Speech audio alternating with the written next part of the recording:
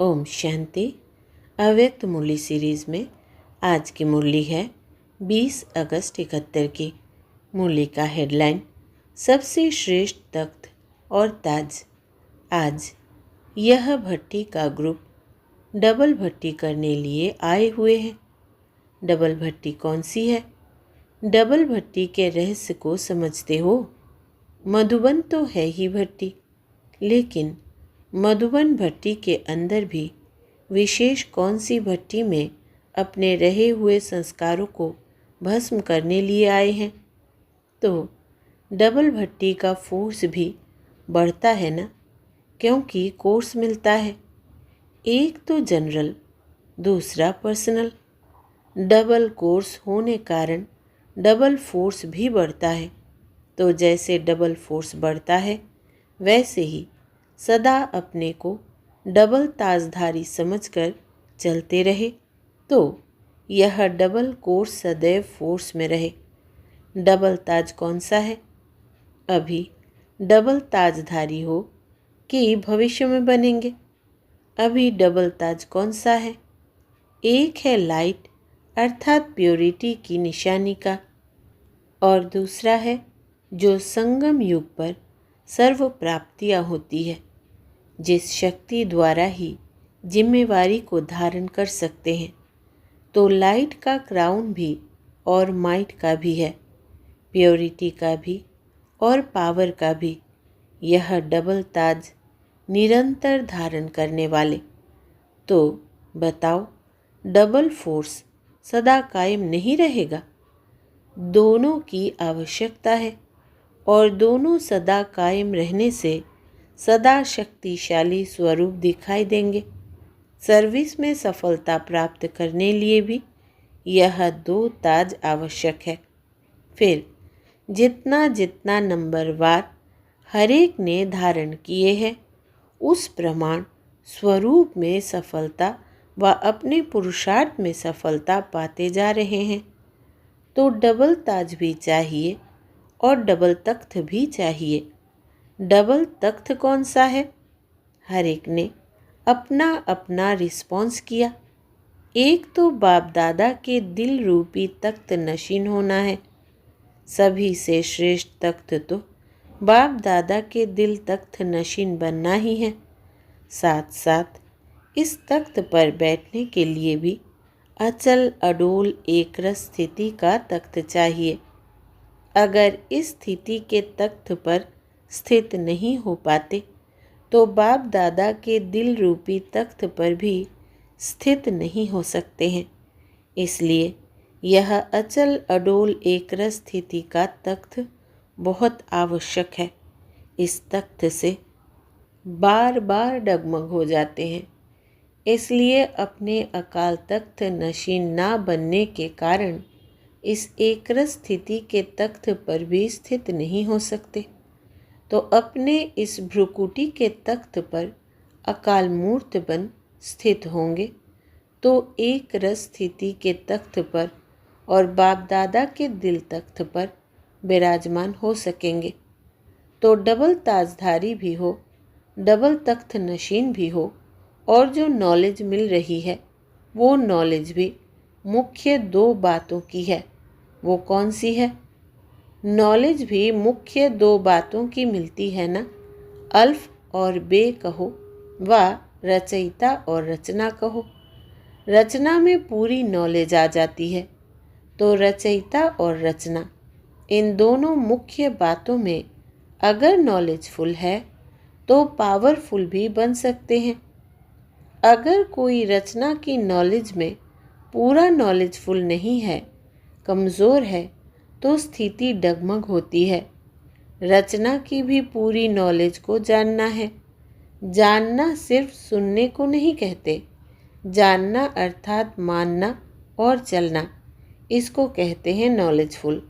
जो जानता, मानता और चलता भी है। अगर मानना और चलना नहीं है, तो नॉलेजफुल व ज्ञान स्वरूप नहीं कहा जाता। चलना मानना अर्थात स्वरूप बनना। कुछ न कुछ रचयिता और रचना के नॉलेज की कमी हो जाने कारण पुरुषार्थ में कमी पड़ती है। इसलिए सारी नॉलेज की इन दो बातों को ध्यान में रखते हुए चलो। अच्छा, यह तो हुई नॉलेज। ऐसे ही डबल करते हुए भी रहना है। यह डबल करते हुए कौन सा है? आज 2 की गिनती ही सुना रहे हैं।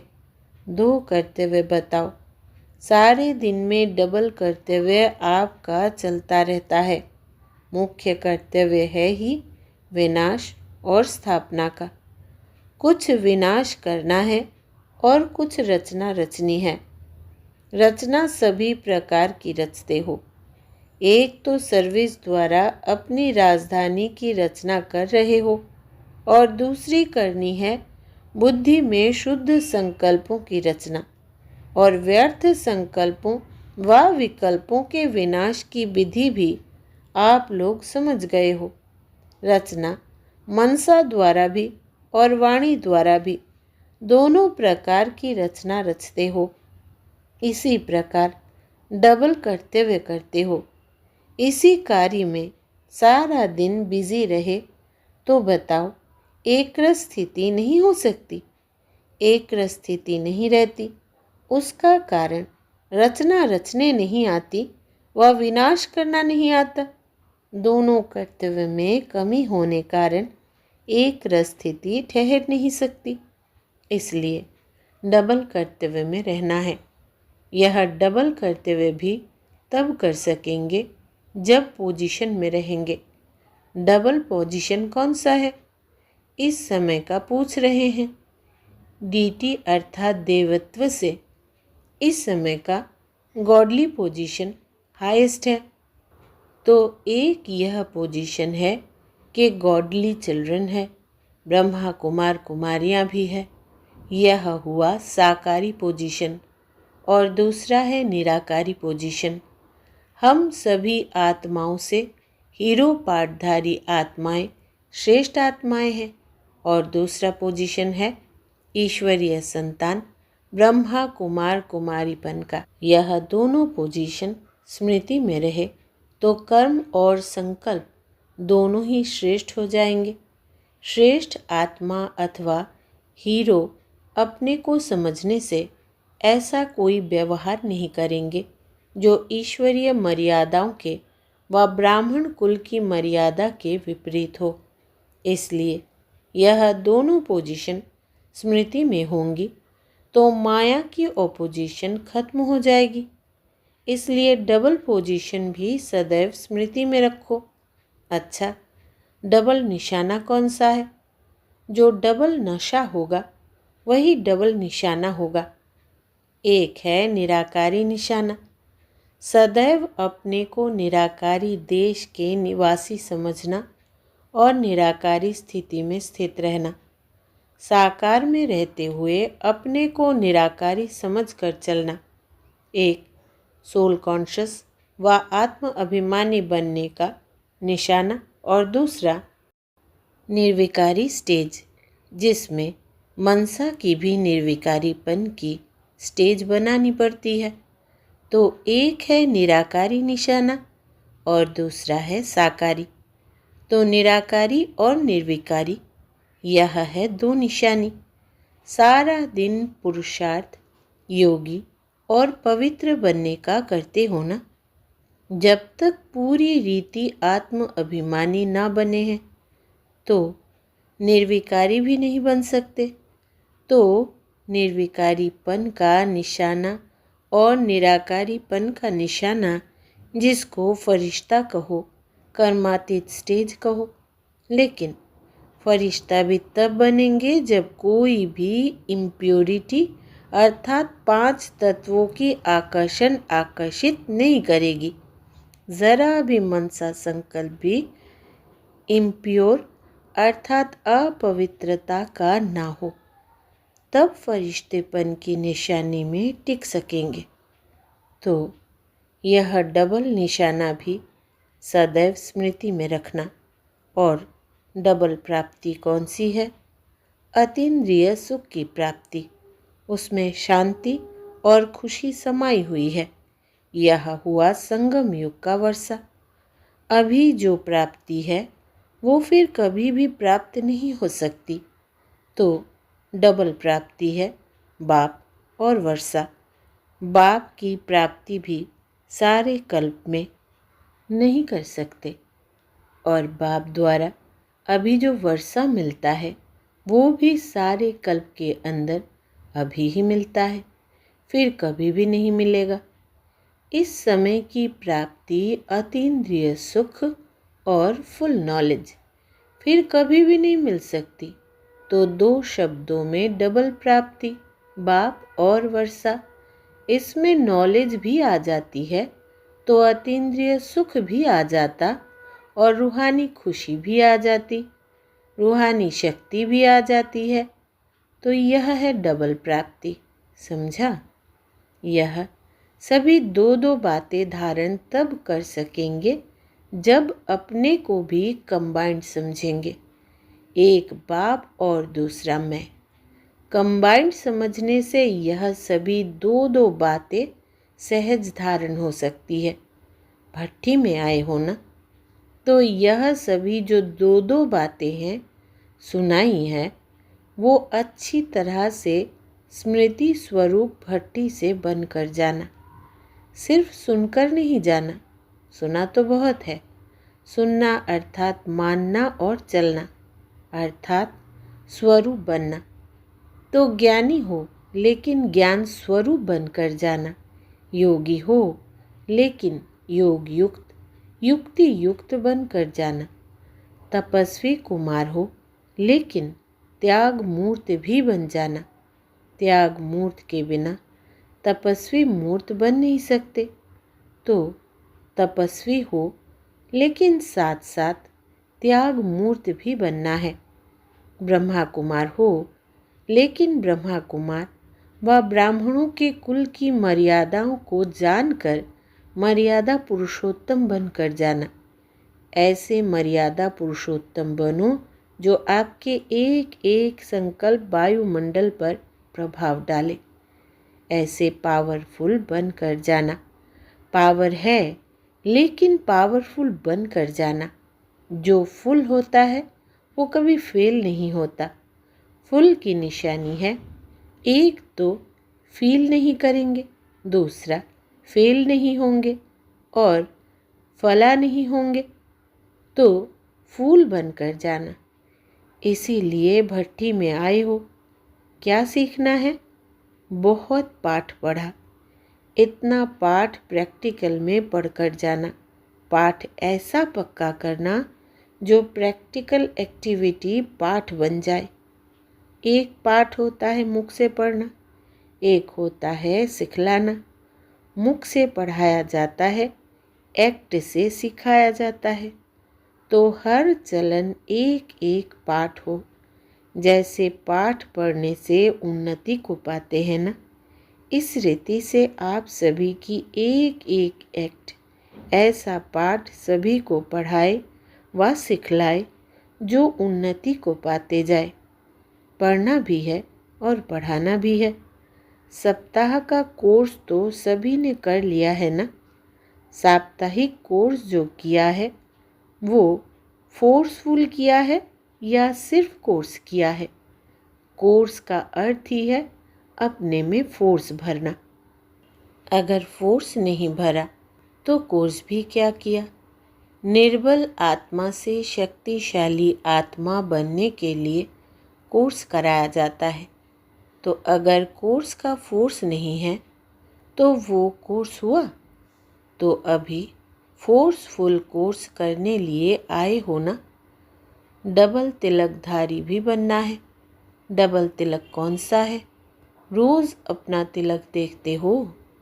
अमृत बेले जब ज्ञान स्नान करते हो तो तिलक भी लगाते हो। आत्मिक स्मृति व स्वरूप का तिलक तो हो गया। दूसरा है निश्चय का तिलक। एक तो आत्मिक स्थिति का तिलक है और दूसरा हम विजयी रत्न है। हर संकल्प हर कदम में विजय, सफलता भरी हुई हो। यह विजय का तिलक विक्ट्री है। तो आप लोगों का तिलक है विजय का और विजयी रूप का। यह डबल तिलक सदैव स्मृति में रहे। स्मृति अर्थात तिलकधारी बनना है, तो डबल तिलक को भी कभी भूलना नहीं है। मैं विजयी हूँ। इस स्मृति में रहने से कभी भी भिन्न भिन्न परिस्थितियाँ हिला नहीं सकती। विजय हुई पड़ी है। वर्तमान समय अपनी स्थिति डगमग होने कारण विजय अर्थात सफलता में डगमग दिखाई देते हैं। विजय हर कर्तव्य में हुई पड़ी है। जैसे कोई सीजन की खराबी होती है, तो सीजन की खराबी के कारण टेलीविज़न में भी स्पष्ट दिखाई नहीं देता है। इस रीति से अपनी स्थिति की हलचल होने कारण विजय का अथवा सफलता का स्पष्ट अनुभव नहीं कर पाते हो। कारण क्या है? अपनी स्थिति की हलचल स्पष्ट को भी अस्पष्ट बना देती है। उलझनों के कारण उज्जवल नहीं बन सकते हो। इसलिए अपनी स्थिति की हलचल नहीं होगी तो स्मृति क्लियर होगी।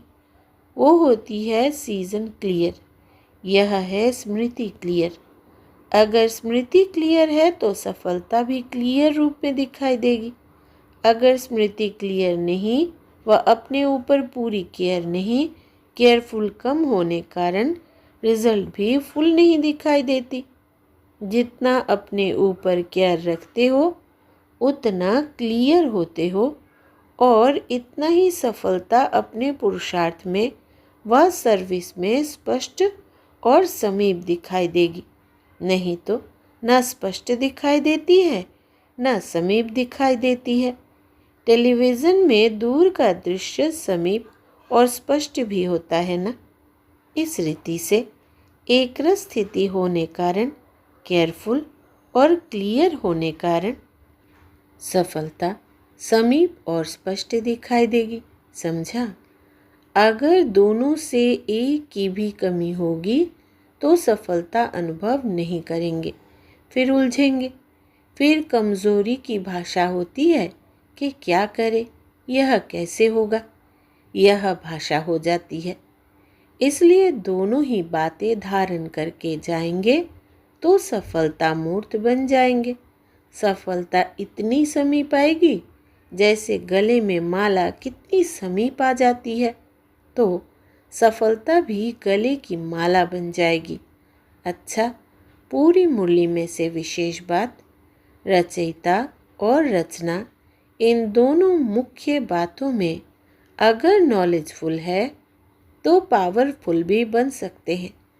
अगर कोई रचना की नॉलेज में पूरा नॉलेजफुल नहीं है, कमज़ोर है, तो स्थिति डगमग होती है। रचना की भी पूरी नॉलेज को जानना है। जानना सिर्फ सुनने को नहीं कहते। जानना अर्थात मानना और चलना, इसको कहते हैं नॉलेजफुल। जो जानता, मानता और चलता भी है। अगर मानना और चलना नहीं है तो नॉलेजफुल व ज्ञान स्वरूप नहीं कहा जाता। चलना, मानना अर्थात स्वरूप बनना। अच्छा, ओम शांति।